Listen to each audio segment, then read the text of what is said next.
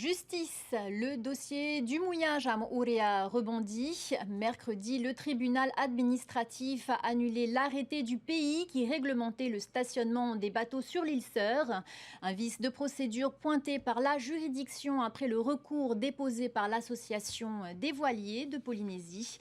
Et pour évoquer ce sujet, nous recevons sur notre plateau Arnaud Jordan, le président de l'association des voiliers en Polynésie française. Yaurana.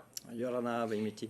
Alors pourquoi avoir attaqué cet arrêté en justice et qu'est-ce que ça change concrètement aujourd'hui pour vous? Alors on a attaqué cet arrêté parce qu'il était trop restrictif. Au bout d'un moment, on possède un voilier, on ne peut plus aller à Montréal, ça devient compliqué. Donc l'arrêté était même plus restrictif que le PGEM qui lui-même avait déjà été retoqué.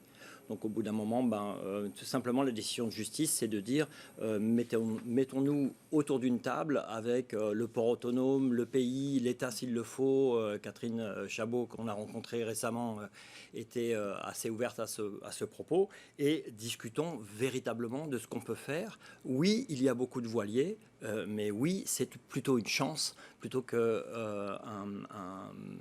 quelque chose qui est négatif. Le texte interdisait le mouillage hors des zones réglementées et imposait des quotas selon la taille des bateaux. En quoi ces critères posent problème selon vous? Il n'y a pas de problème pour les zones de mouillage réglementées. On est assez d'accord pour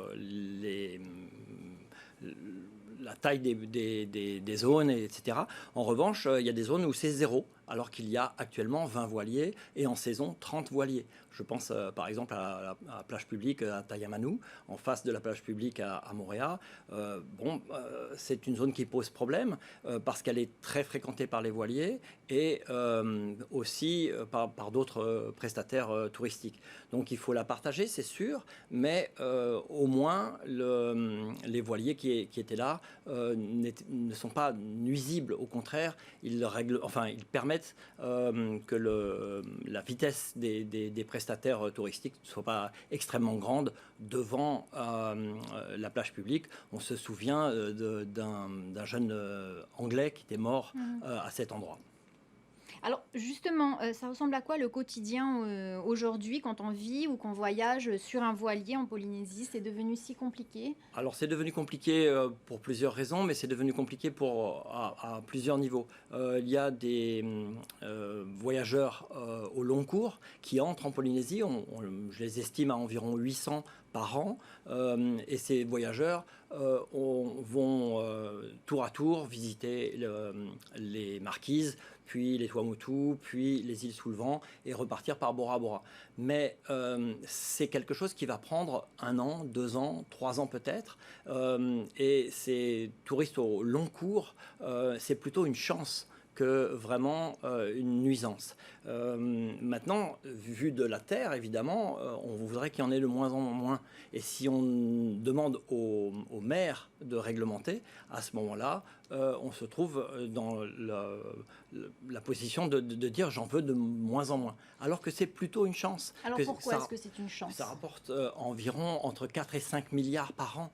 Un bateau qui arrive en Polynésie française, c'est un bateau qui est en très bon état et qui coûte entre 1 million ou 2 millions d'euros. Donc ces bateaux vont dépenser environ 10% de leur valeur chaque année. Et cette valeur peut être captée par les Polynésiens. Il y a des chantiers, il y a des marinas. Pour tout ce qui est entretien. Pour l'entretien et aussi pour rester, tout simplement. Si on veut rester à Punamouia, on doit ancrer dans des zones délimitées qui sont payantes. Donc c'est vraiment une chance, alors que on le voit comme une nuisance. C'est un des modes de déplacement les moins polluants du monde. C'est loin d'être aussi polluant qu'un avion, vraiment, et de très loin. On utilise le vent, pas de diesel.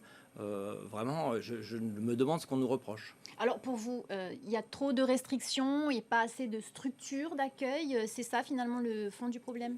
Alors, il y a pas d'infrastructures adaptées. On a même réduit les infrastructures. Alors qu'il y a 10 ans, on avait ouvert avec des lois plus permissives. Je pense en particulier à la papétisation qui est passée de 27% sur un bateau qui est passé à 7%, ou entre 7 et 8, on a ouvert la porte, mais on n'a fait aucune infrastructure.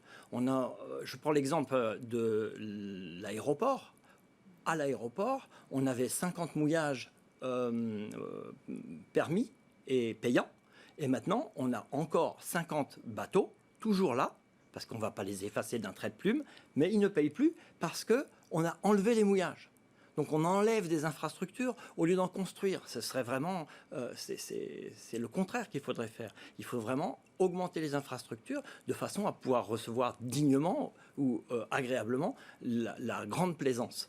Et là, je ne parle ni des charters, qui sont aussi tributaires des restrictions de mouillage, et je ne parle pas non plus des bateaux qui sont au Yacht Club ou à la Marina Athéna, des bateaux locaux.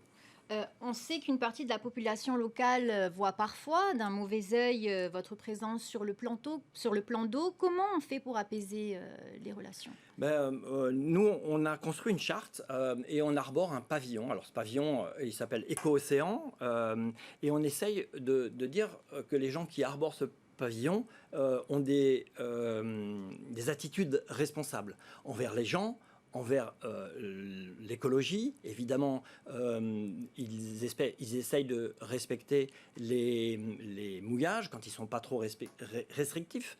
On parle quand même de gens qui font une vingtaine ou une trentaine de jours de navigation pour arriver dans un mouillage où on leur dit vous restez 48 heures mais pas plus. Donc c'est pas des vacances, on va dire. Moi, si je prends mon bateau et que je vais à Raiatea ou à Taha, on va me dire oui, mais là tu peux rester seulement 24 heures sur ce mouillage. C'est pas assez. Et puis il y a des conditions météorologiques qui font qu'on ne peut pas toujours arriver à temps. Alors, il y a un système de réservation, on dirait un hôtel. C'est impossible de se plier à autant de restrictions. Alors bien sûr, il faut discuter, mais c'est un flux qu'on n'arrivera pas à arrêter. C'est pas le détroit d'Ormuz, hein. On ne peut pas dire stop à la plaisance. Merci Arnaud Jourdan d'avoir été avec nous ce soir en plateau. Je vous en prie.